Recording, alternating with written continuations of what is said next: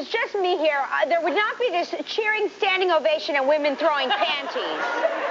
It's Thursday, January 23rd, 2003. Please welcome my co-host for the day, Kevin Richardson from the Backstreet.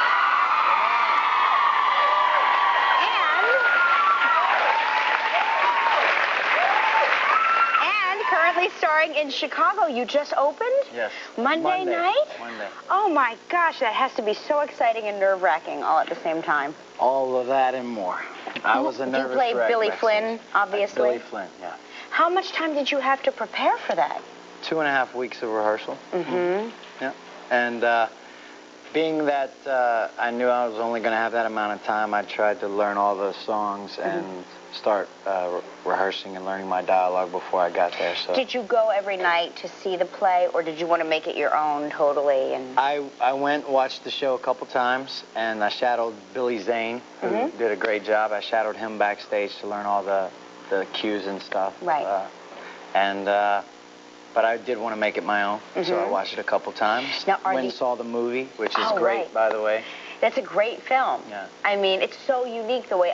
usually these Broadway shows don't translate very well, I don't think, to... I thought they did an amazing job. They did do an amazing job. Cell Block Tango is my favorite. Oh, gosh, I could watch it all day. Very sexy. Now, it's extremely freezing outside. We're going to take a look because it's the coldest day of the year so far. 11 degrees. There it is. Manhattan and cold 11. Out there.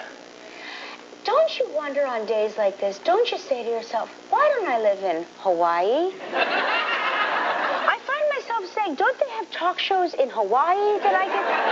Like, I'm not saying that, I'm so important here. Clearly, they could replace me in 2 seconds' time. But couldn't I have a talk show in Hawaii? Or couldn't we do live from Hawaii? Let's think about that. Time difference would screw the show. We should move the show. What? Okay, if we did a morning show in Hawaii, what time would it be here? 8 o'clock at night? Well, we'd have to do it in the middle of the night. What are you guys doing at 8 o'clock at night? Nothing. You'll love it. It'll be so much fun. So, what I want to know is, because it's my job to sort of play Regis today. All right. I'm going to try. Regis is on vacation, by the way, if you're wondering where he is. Are the other Backstreet Boys jealous of your independent success? You can be honest with us. They're very happy for me. Come on, Kevin! They're very happy for me. We all want to give each other room to do things like this, and being that we've had the success that we've had, it gives you lots of opportunities to do different things, and this opportunity came along, and I jumped at it. I couldn't pass this up. It's a dream come true. Well, a lot of people are saying that, the Backstreet Boys, in particular, is really responsible for this whole, movement of all of these reality shows, trying to discover the next big thing, the next big group, the next big... Did you watch any of the reality shows last night that were on? I did get to see some outtakes of the new... American Idol? American Idol. Right. That looks interesting this year. It looks like they didn't have any pre-auditions to kind of narrow down some of the talent there. Yeah, that was pretty wild. I figured but that's part of the entertainment of it. You go from one extreme to another, and then they had some really colorful characters on there this time who were really giving the judges a lot of... It's almost as if they've been encouraged to do so. Oh, yeah. They seem like they have some ornery people there that are that sort of somehow in their insecurity must know that they may not be very good because, I'm sorry. I just kicked her. That's okay. As soon as the judges say, you really don't have any talent, a near fist fight breaks out. It's like, what do you mean I don't have any talent? And it's like... One girl last night actually said, I know you're going to say I don't have any talent, but here goes. How do you start a song like that? But it's like they've told their friends, okay, I'm going to go and just make a total scene and get on TV. They really did. But then you have to think, people are watching. Did they really sit outside in the freezing cold for, 12 hours? Because they don't think they can... Well, it's all over. L.A., New York, Chicago, Detroit. But last night was amazing because I watched something unfold that was... I don't know Did you guys see American Idol? Okay, amazing. So this one guy gets up. He is so bad, right, that Paula, Simon, and Randy, thank you, the other guy, because he's so nice that you never remember his name. Yeah, he is a nice guy. The three of them are astounded into silence, like this. Right? And so the guy stops singing, and they're like this. And he takes that as his cue to give them more. He thinks he's doing good. He's like, I've got them right where I want them. Let me sing some more. And all of a sudden, Randy throws his hand up and goes, oh, I'm sorry, that's enough. You know, and then Simon is so, you know, he's like, you may be quite possibly the worst singer in Detroit. I've ever heard in my life. You're so awful the people would kill themselves if we... He told the guy that if we let you release an album, the record industry would die. But then there was something really sad that I saw.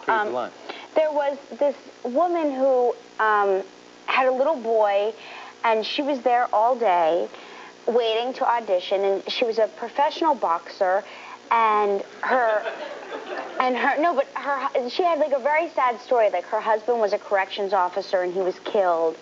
And I thought she did a fairly nice job. I mean, you know, she kind of tried to choreograph a routine, which she shouldn't have done. She should have just gotten up there and did the song, and that's it. Because I thought her voice in and of itself was fine.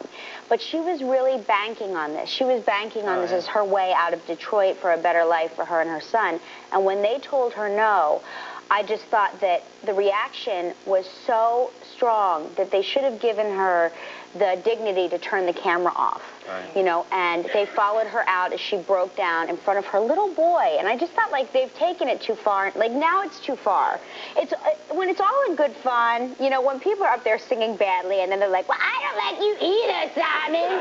You know, that's funny.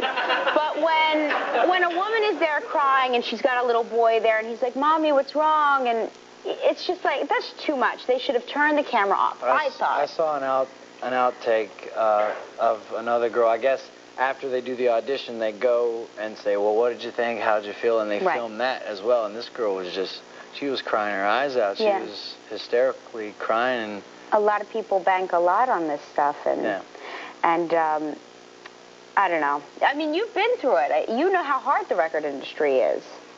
Yeah, it's hard. It's very hard. You got to be on your P's and Q's. It's a lot of work. You got to be talented. You have to have a good work ethic and a lot of luck. And you have to take criticism too, because a lot of people don't want to hear the criticism at all. You have to be able to take constructive criticism. Yeah. Now I understand that you have a very like a big connection to our show, and Regis in particular. It's very ironic that I'm sitting here right now in Regis' chair because about 12 years ago I met Regis when I was working at Walt Disney World. We were doing Christmas parade and he was down there hosting it. Right. And I was playing Aladdin in the parade. My favorite! You know I married my husband because I think he looks like Aladdin. Yeah. Hey, really? I'm not kidding. So, yeah, I met Regis, shook his hand there, and here I am sitting in his now you're playing Regis. I'm playing Regis. Full circle.